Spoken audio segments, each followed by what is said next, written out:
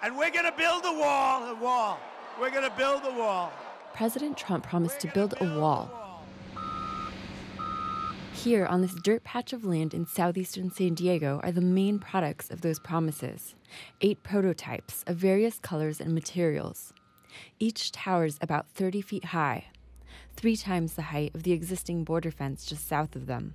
Thanks for joining CBP on what we think is an announcement to be proud of. It's been 3 months since they were unveiled, with the acting deputy commissioner for U.S. Customs and Border Protection, Ron Vitello, lauding their scale. The biggest impression I have is how big they are. The prototypes cost taxpayers $20 million. But it's unclear if the prototypes will ever be used, because there's still no money for Mr. Trump's wall.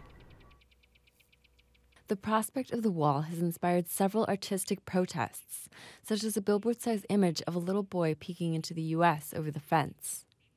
More recently, artists projected light graffiti onto the prototypes from Mexico.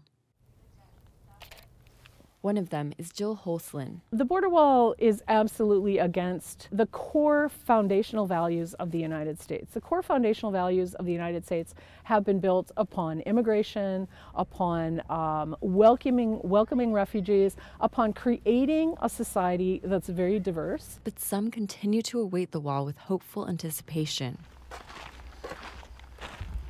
One of those people is Bob Maupin, a retired mechanic whose property touches the border in southeastern San Diego County. If we get a wall like they built in Israel, I probably will not have to wear a bulletproof vest along the border anymore.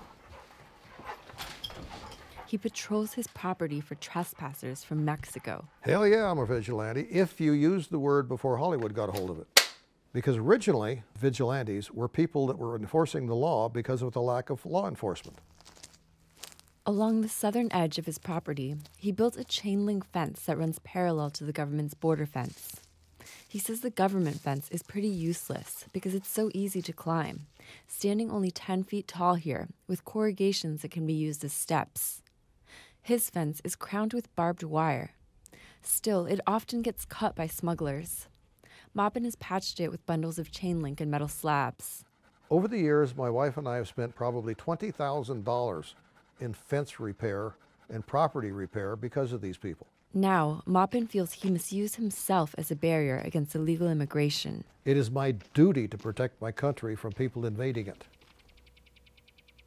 Further east, in the Arizona desert, another man searches for people who get lost illegally crossing the border and tries to save them. Here, it's nature that stops people from coming through. Hundreds die each year from the extreme temperatures. Often, Eli Ortiz recovers their bodies with the help of a group named Águilas del Desierto, Eagles of the Desert. It's another gallon. Ortiz says the existing wall is to blame for the deaths because it has pushed migrants into the desert. The wall is a method of discrimination. It's a way of saying, you're inferior to me, and here I am, marking my territory. The United States, with its policies, how many deaths has it cost? He says a longer wall will mean more deaths. Ortiz started this rescue group after finding the body of his own brother, Rigoberto, in the Arizona desert. Rigoberto died trying to cross the border illegally in 2009. I lost all illusions, all ambition for having things. I stopped having desires to be somebody. I wanted to dedicate my life to helping people who suffer this. On this search, Ortiz and his group come across a stack of letters and other things that appear to have belonged to someone who died. A large stain of grease on the desert floor indicates that a corpse was recently removed from here.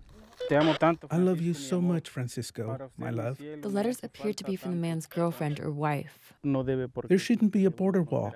We're all human.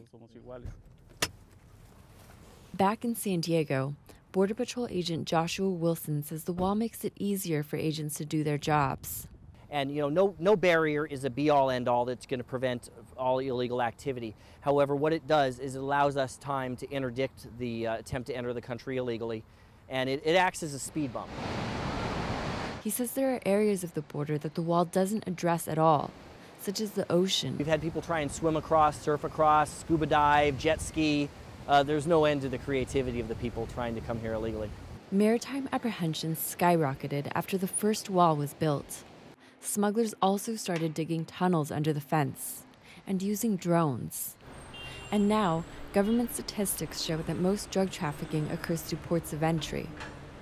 Experts on both sides of the political spectrum agree that even if President Trump's wall is built, smugglers won't stop finding new strategies for getting people and drugs into the U.S.